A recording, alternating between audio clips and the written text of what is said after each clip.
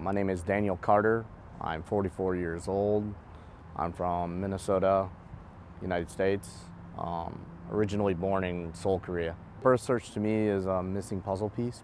It's just trying to find a piece of myself as far as that goes. It'd be nice to know not only where I come from, but who I come from. There's obvious questions that you might have, but the biggest one I think would just be knowing that the person who gave birth to you is out there, and that I just want to say thanks. I searched when I was younger with my parents, on and off for a little bit, but at the time I grew up in an age where there was not a lot of help, so not having that help and finding a lot of those hindrances, my parents did an unbelievable job of trying to figure that out, and we just found that there was not much to go on. I kind of tried to make peace with it. We went over to Korea. We've done some inquiries and investigations along with the rest of my family, looking for their birth parents. We've tried to do what we can. I know my parents have paid a lot of money to try to figure out some of those avenues and aspects.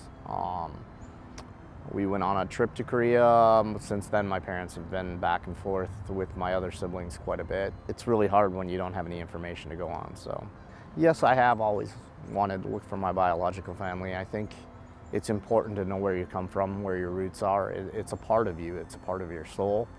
Existentially and spiritually, you kind of need to have that to be whole.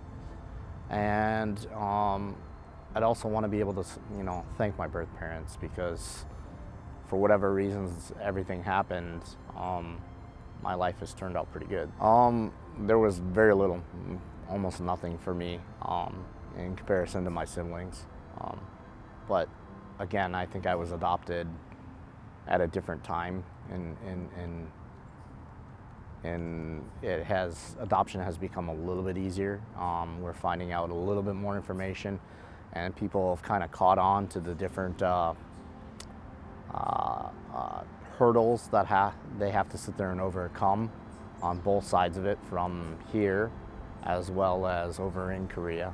My parents did what they could as far as that goes. I mean, I know my biological, part of my name and everything, and I have a lot of friends who also are Korean adoptees, a very good community network, and between that and my family, I think it's very, very, very good support. I think at the time, because it was way back when, my parents, my dad pretty much took care of a lot of the searching and the aspects of that, and I remember speaking with him afterwards as I was older, and just having a lot of questions about whether or not the information that was being given was true, was not. He said at one point in time, he paid money to sit there and try to find what was going on, and wasn't quite sure whether or not they actually did anything, or if they were just taking his money as far as that goes. I know that in a lot of the cases that I hear from my friends and everyone else, that they tend to try to keep that private at all costs for whatever reason. They do more to protect the people who made the transaction, so to speak, or the taking of the child, to keep their privacy more so than the child themselves. So I think Korea as a whole is starting to open up a little bit more and understand about that, especially with all the new policies and the new accomplishments that are taking place as far as being considered biological to another. But I think there's a lot that has to take place before any of that can really see a good amount of success as far as that goes. I think I would probably go through the run of the emotions. I think I'd be angry and happy and sad, possibly all at the same time even. I'd want to first and foremost say thank you It's good to know where you come from. There's a lot of things as I get older now that are more important to me as far as genetically, and they're gaps. I don't have them. Um, so I would definitely want to inquire about those things. And I would just want to start up a conversation and hopefully continue that conversation. I imagine it would be like meeting a new person who's unknown to you but has the value of your parents. I mean, there's a difference between the people who raised you and your adoptive parents and your birth parents. It's not that one is more important than the other in any aspect. It's just that there is a difference, and we want to know as human beings, I think. If I found my family, I'd probably cry. I mean that's the biggest thing. I think it would be a very happy elation, but also a very, probably a hard one, just because there's a lot of built up emotion. We carry a lot of baggage with us as Korean adoptees.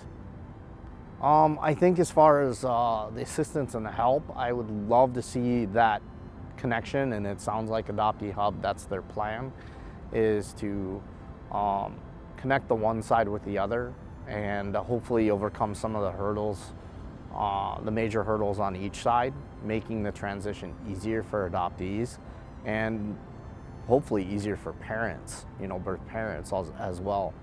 You have two sides of a coin that have to come together perfectly in order for it to happen.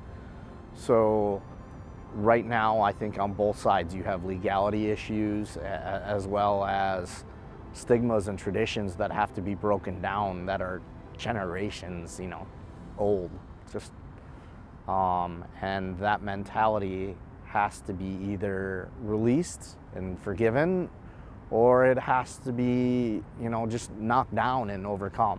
So I think either way, the adoptees and the birth parents benefit from that. They're the ones that take the most of the hit, and you need to find a way to sit there and have those two look through that portal and connect, I guess. Because there are a lot of searches out there, there are a lot of DNA tests now, and they are making good strides for making those connections. But if you had a organization that was out there that could make the connections from one side to another easier in transition, that would be, I would think that would be the most helpful.